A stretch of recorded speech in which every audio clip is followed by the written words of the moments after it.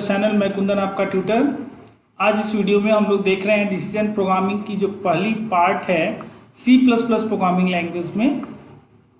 इसके पिछले वीडियो में मैंने आपको अर्थमेटिक प्रोग्रामिंग का 3 वीडियो आपको मैंने बताया था। आई थिंक आपने वो सारे देख लिए होंगे और अर्थमेटिक प्रोग्रामिंग में आपको कोई प्रॉब्लम नहीं होगी। तो आज से हम लोग शुरू कर रहे हैं decision programming in C plus plus. जो बेसिक जो कॉन्सेप्ट है सी प्लस प्लस में, जो बेसिक प्रोग्राम है उसको हम लोग शुरू कर रहे हैं डिसीजन से रिलेटेड। और मैं आगे बढ़ने से पहले बता दूं कि हमारे इस वीडियो में थ्योरी और प्रैक्टिकल दोनों क्लासेस हैं। आपको थ्योरी क्लास भी मिलेगी और प्रैक्टिकल प्रोग्राम में रन करा के भी आपको बताता हूं। तो ये पूरी वीडियो आप देखिए सबसे पहले, और उसके बाद अगर आपको वीडियो अच्छी लगे तो आप लाइक करें, कोई प्रॉब्लम हो तो मुझे कमेंट करें और दूसरे लोगों को भी शेयर करें। तो बढ़ते हैं आगे थ्योरी क्लास में। और थ्योरी क्लास में मैं आपको बहुत सारे कॉन्सेप्ट समझाता हूं और बहुत सारी थ्योरी भी मैं आपको देता हूं। तो सारे कॉन्सेप्ट को आप समझें और उसे लिख लें, नोट डाउन कर लें अपनी कॉपी में, जो कि प्रैक्टिकल क्लास में आपको हेल्प करेगी। तो वीडियो में आगे बढ़ने से पहले मैं बता देना चाहता हूं कि हम लोग इस वीडियो को देखने के बाद क्या क्या सीखने जा रहे हैं।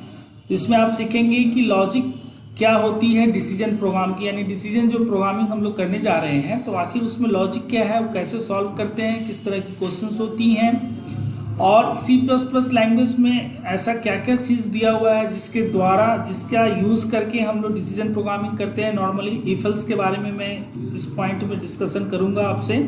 मैं आपको समझाऊंगा कि इफ एल्स के कितने पार्ट्स हैं, कितने फॉर्म्स हैं, डिफरेंट इफ एल्स कैसे यूज़ आप कर सकते हैं। फिर एक एग्जाम्पल हम लोग देखेंगे प्रोग्राम का इवन और ऑड, जो कि डिसीजन प्रोग्राम से रिलेटेड है। कि एग्जाम्पल के तौर पे इस वीडियो में हम लोग इवन और ऑड का प्रोग्राम बनाएंगे सी प्लस प्लस में, और फिर वीडियो के अंत में हम लोग प्रैक्टिकल उस प्रोग्राम को लिख के कंपाइल करके रन करके भी देखेंगे। तो चलिए शुरू करते हैं। सबसे पहले मैं बता दूं आपको कि जो भी डिसीजन बेस्ड प्रॉब्लम होंगे उस प्रॉब्लम की अपनी एक पहचान होती है।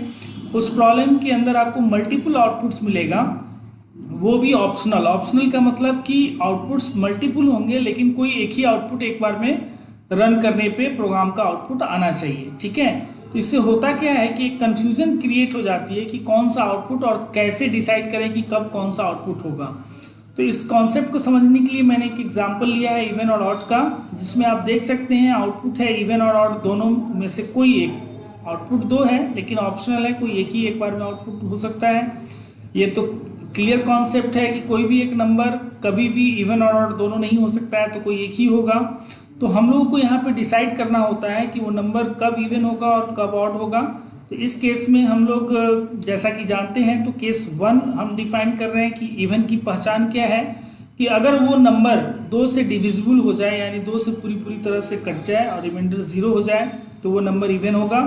और केस 2 अगर वो 0 नहीं होता यानी डिवाइड नहीं हो पाता है तो वो नंबर ऑड होगा। तो ये 2 डिफरेंट सिचुएशंस हैं जिसको मैंने अभी आपको डिस्कस किया। तो आई थिंक आपने ये लॉजिक समझ लिया होगा कि कैसे डिसीजन बेस्ड प्रॉब्लम हम लोग सॉल्व करते हैं। एक छोटा सा एग्जांपल मैंने देके आपको बताया है। तो लगभग हर तरह के जो डिसीजन क्वेश्चन होते हैं वो ऐसे ही सॉल्व किए जाते हैं।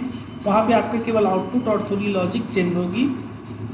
तो लैंग्वेज में C plus plus programming language जो है वो बिल्कुल सी से ही लेके मिला हुआ है। अब मैं बता देना चाहता हूँ आपको कि सी प्लस प्लस में एक नई चीज़ है, वो है ओप्स, ऑब्जेक्ट ओरिएंटेड प्रोग्रामिंग, जो कि मैं advance C plus plus programming language की प्लेलिस्ट में मैंने आपको वीडियो बना के बताया है।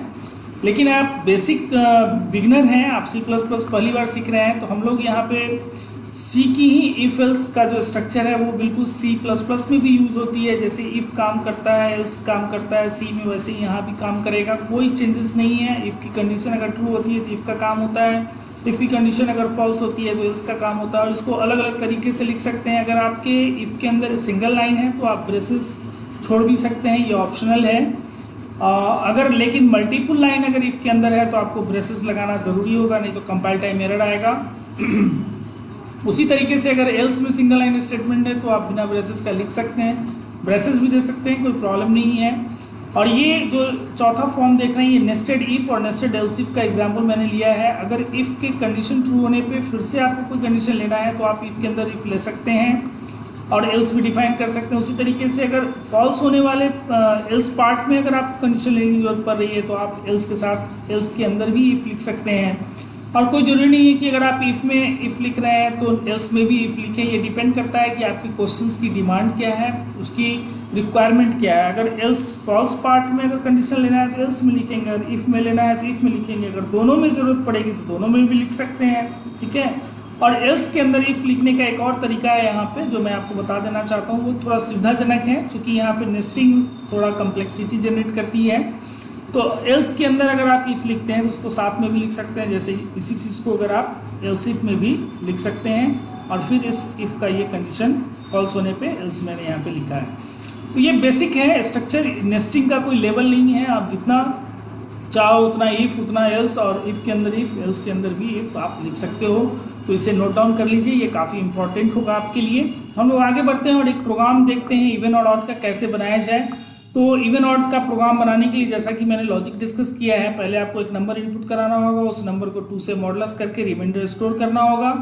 और कंडीशन में यहाँ पे 2 कंडीशन आ रहा है, एक r इक्वल्स टू 0 और एक r नॉट इक्वल टू 0। तो आप एक ही कंडीशन लें, r इक्वल टू 0 अगर ट्रू होती है तो इवन नंबर प्रिंट कर दे इफ में, अगर ये फॉल्स होती है तो निश्चित तौर पे 0 नहीं है, तो एक ही आउटपुट बचा है वो है ऑड नंबर, उसको आप एल्स में प्रिंट कर दे। तो इस तरीके से आपका एक्सपेक्टेड आउटपुट निकल जाएगा। तो 2 बार हमने प्रोग्राम को रन कराया है यहाँ पे। केस 1, पहली बार जब प्रोग्राम रन कराया है तो हमने इवन नंबर डाला तो वो इवन प्रिंट होगा और नहीं प्रिंट होगा, और दूसरी बार जब रन कराना है तो जानबूझ के ऑड नंबर दे रहे हैं जिससे कि ऑड प्रिंट हो रहा है, इवन प्रिंट नहीं हो रहा है। तो इस तरह से ये डिसीजन बेस्ड प्रोग्राम काम करती है। आई थिंक आपने थ्योरेटिकली इन सारी चीज़ों को समझ लिया होगा। और आगे बढ़ने से पहले मैं आपको बता दूं कि ये कुछ रिलेशनल ऑपरेटर हैं जो कि C++ लैंग्वेज आपको प्रोवाइड करती है कंडीशंस के लिए। जैसे यहाँ पे r इक्वल्स टू 0 लिया गया है तो किसी क्वेश्चन में आपको लेस देन भी लेना पड़ेगा, greater than, less than equal to, greater than equal to और नॉट इक्वल टू। ये सारे रिलेशनल ऑपरेटर आपको डिसीजन बेस्ड प्रोग्राम में यूजफुल होंगे, आपको ज़रूरत पड़ेगी, उनको यूज़ करना पड़ेगा आपको। तो आई थिंक ये छोटा सा एग्जाम्पल और ये वीडियो जो इम्पोर्टेंट है डिसीजन बेस्ड प्रोग्राम को स्टार्ट करने के लिए, क्या क्या लॉजिक और क्या क्या लैंग्वेज सपोर्ट है वो आपने जाना। तो चलिए प्रैक्टिकल क्लास में हम लोग इवन और ऑड की जो प्रोग्राम है उसे रन करके देख लेते हैं, और फिर अगली वीडियो में हम लोग और भी प्रॉब्लम डिस्कस करेंगे। तो इससे पहले कि हम लोग प्रैक्टिकल क्लास में चले, मैं अपने नए यूजर्स जो पहली बार हमारी वीडियो को देख रहे हैं मैं उनको बताना चाहता हूं कि हमारी चैनल आपको C++, जावा और भी प्रोग्रामिंग लैंग्वेज से रिलेटेड वीडियो बनाती हैं। अगर आप वो सब देखना और सीखना चाहते हैं तो आप हमारे चैनल से सब्सक्राइब हो जाएं और बेल आइकन पे क्लिक कर लें। और जो भी यूज़र हमारे वीडियो को देख रहे हैं उनको अगर ये वीडियो पसंद आ रही है, अगर वो कुछ सीख रहे हैं तो लाइक, कॉमेंट और शेयर कर लें। ऑफ दिस वीडियो, आज इस वीडियो में आपने डिसीजन प्रोग्रामिंग की जो लॉजिक है वो आपने जाना, और इफ एल्स के कुछ बेसिक सिंटेक्स आपने सीखा, और साथ में एक एग्जाम्पल, एक प्रोग्राम में भी आपने देखा इवन और ऑड की। तो चलिए कोड ब्लॉक सॉफ्टवेयर में C++ लैंग्वेज की मदद से हम लोग इवन ऑड का प्रोग्राम बनाते हैं। जैसा कि आपने पिछले वीडियो में भी देखा होगा, हम लोग यहाँ शुरू करते हैं हैश इंक्लूड से, और यहाँ पे आयो स्ट्रीम लोग डालते हैं, और फिर यूजिंग स्पेस std हम लोग यूज करते हैं, और मेन डिफाइन करते हैं। यहाँ पे मेन के अंदर हम लोग वेरिएबल क्रिएट करना पड़ेगा, एक नंबर लेना पड़ेगा हम लोगों को इंटीजर n टाइप का, और आप एक वेरिएबल रिमाइंडर के लिए भी ले लें, ठीक है। और सी आउट की मदद से हम लोग मैसेज प्रिंट कर देते हैं यूज़र को बताने के लिए उसे क्या करना है, इंटर।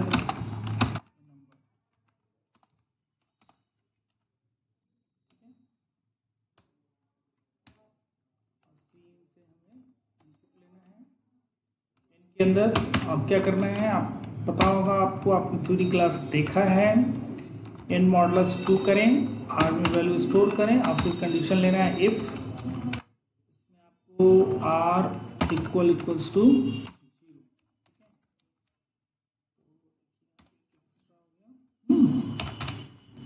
यहाँ पे देखिए, यहाँ पे हम लोगों को प्रिंट करना है, क्योंकि ये इफ कंडीशन ट्रू होने पे इफ का काम होता है। यहाँ पे हमें मैसेज प्रिंट करना है even number,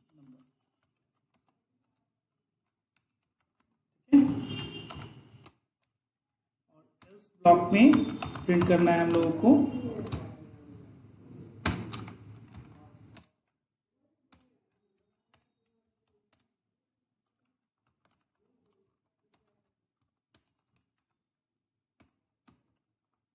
odd number. I think program लिखने में तो अब आप लोगों को दिक्कत नहीं हो रही होगी, क्योंकि ऑलरेडी बहुत सारे प्रोग्राम हमने कोड ब्लॉक में लिखे हैं। ठीक है, तो इस तरीके से ये हमारा प्रोग्राम कंप्लीट हो गया। अब इसे सेव कर लीजिए वापस, event.cpp से हमने सेव किया था पहले। अब यहाँ से कंपाइल करके हम लोग आगे इसे चेक करेंगे। देखिए कोई एरर तो नहीं, तो रन करा के आप देख लें। सबसे पहले एक नंबर मांगा जा रहा है, तो केस 1 के लिए इवेंट नंबर के लिए वैल्यू डाल के देखिए, यहाँ पे इवेंट प्रिंट हो रहा है। और दूसरी बार रन कराइए ऑड के लिए, तो ऑड का कोई एग्जाम्पल का नंबर डालिए यहाँ पे। ठीक है, तो ऑड नंबर आ रहा है। तो ये प्रोग्राम हमारा सही काम कर रहा है। यहाँ पे हम लोग दोनों केस को डाल के देख चुके हैं। तो अब सिंपल इफ़ और एल्स का एक प्रोग्राम है। अगली वीडियो में हम लोग मल्टीपल इफ एल्स यानी else if nested multiple if else का प्रोग्राम भी बनाएंगे। तो अगली वीडियो में हम लोग और भी प्रोग्राम डिस्कस करेंगे। तो ये तब तक के लिए आप प्रैक्टिस कर लें, इवेंट नंबर का क्वेश्चन खुद से बना के देख लें, रन करा के देख लें और सीखें, और मुझे कमेंट करें अगर कोई प्रॉब्लम हो तो। और अगर अच्छे से सीख रहे हैं तो हमारी वीडियो को लाइक और शेयर करना ना भूलें। चलिए मिलते हैं अगली वीडियो में, तब तक के लिए टेक केयर, बाय बाय।